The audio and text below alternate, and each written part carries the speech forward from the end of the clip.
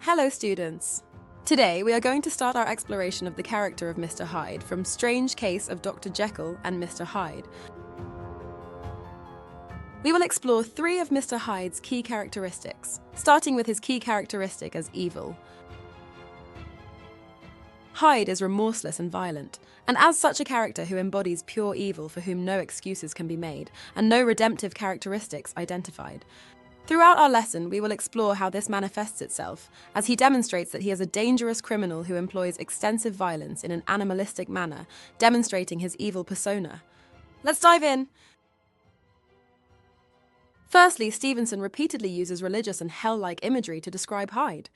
This serves to underscore the pervasive and unwavering evil that defines his character, casting him as a figure who would have caused great fear for both the characters within the novella and a Victorian audience.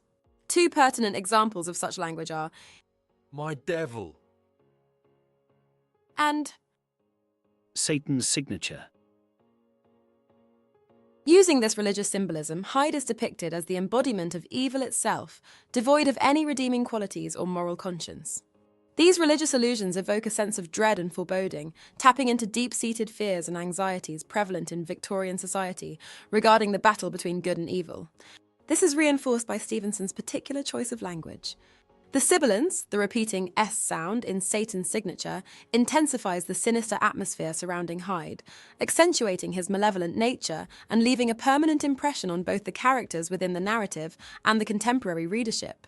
Thus, Hyde's association with religious symbolism reinforces his status as a character driven solely by evil impulses and instincts, amplifying the sense of terror and apprehension that permeates the story. Secondly, Hyde's actions and demeanour highlight a chilling lack of remorse, portraying him as an irredeemably evil character, driven solely by malevolent impulses and lacking any characteristics that could induce pathos from readers. He is described to have trampled calmly. Later on, Utterson says that Hyde Was without bowels of mercy. The oxymoronic phrase, trampled calmly, paints a chilling picture of Hyde's demeanour as he inflicts harm without any hint of emotional turmoil or hesitation. This calmness suggests that violence is not only natural to Hyde, but also performed with a disturbing sense of ease, devoid of any moral conflict or regret. Furthermore, the use of the adverb calmly emphasises the deliberate and calculated nature of Hyde's actions, reinforcing the notion of his unapologetic cruelty. These descriptors mark Hyde out as the epitome of a dangerous criminal, one who would spark terror in the hearts of readers. Similarly, the description "without bowels of mercy" underscores Hyde's complete lack of compassion or empathy for his victims. The metaphorical absence of bowels of mercy suggests that Hyde is physically incapable of feeling remorse or pity, further solidifying his portrayal as a character driven solely by his malevolent instincts.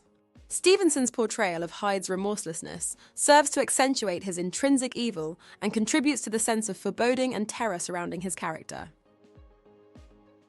Finally, Stevenson highlights Hyde's evil through harrowing depictions of his extensive violence, illustrating his lust for animalistic, primal brutality and sadistic pleasure.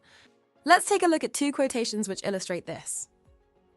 He was trampling his victim underfoot and hailing down a storm of blows, under which the bones were audibly shattered and the body jumped upon the roadway. And later on, Mr. Hyde describes how Instantly the spirit of hell awoke in me and raged. With a transport of glee, I mauled the unresisting body, tasting delight from every blow. these descriptions of the murder of Sir Danvers Carew are grotesquely violent. The intense imagery and soundscape created with bones audibly shattering are reminiscent of scenes typical in Gothic literature, which serve to shock and horrify readers. Such vivid descriptions of brutality would have tapped into the Victorian audience's fascination with the macabre and heightened the sense of dread surrounding Hyde's character. Moreover, the visceral imagery not only serves as a narrative device, but also highlights the depths of Hyde's depravity. Hyde's delight in inflicting pain, as depicted in the second quote, reveals the pleasure he derives from his acts of violence. The animalistic imagery employed in his mauling of his victim's body, and the delight he tastes as he does so, suggests a profound connection to primal instincts and a complete abandonment of moral restraint. This portrayal highlights Hyde's regression to a primitive state driven by base desires and instincts. And that brings us to the end of today's lesson, students. We've examined Stevenson's use of religious imagery to signal Hyde's embodiment of evil and his sinful actions. We look at how Hyde's blatant lack of remorse highlights his unredeemable nature and his inherently criminal nature. Finally, we finished by looking at how his animalistic violence underlines his primal brutality. Together, these motifs clearly mark Hyde as a character of pure evil, beyond saving grace. Remember to keep revising this lesson and see you next time.